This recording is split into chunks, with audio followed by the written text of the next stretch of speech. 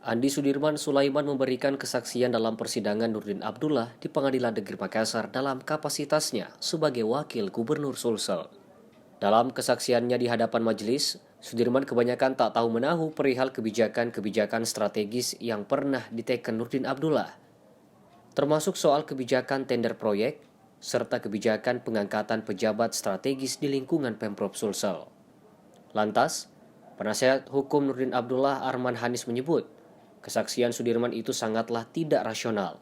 Pasalnya, gubernur dan wakil gubernur adalah satu kesatuan dalam struktur organisasi pemerintahan, sehingga ia menduga Sudirman tidak secara terbuka menyampaikan kesaksian. Keterangan-keterangan dari PLT gubernur atau wakil gubernur tersebut memang banyak yang dia sampaikan atau beliau sampaikan bahwa mereka atau wakil gubernur tidak mengetahui beberapa proyek.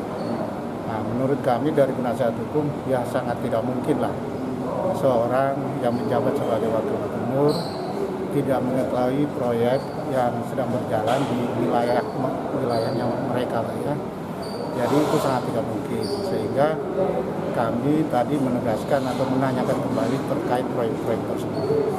Jadi pendapat dari penasihat hukum tadi bahwa sangat tidak mungkin seorang wakil gubernur tidak mengetahui proyek-proyek yang dikerjakan di Provinsi Sulsel.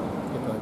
Arman Hanis menambahkan, meskipun ada indikasi dan dugaan bahwa Sudirman Sulaiman tidak transparan memberikan keterangan, namun pihaknya tak bisa memaksa Sudirman sebagai saksi untuk menyampaikan apa diharapkan tim penasihat hukum.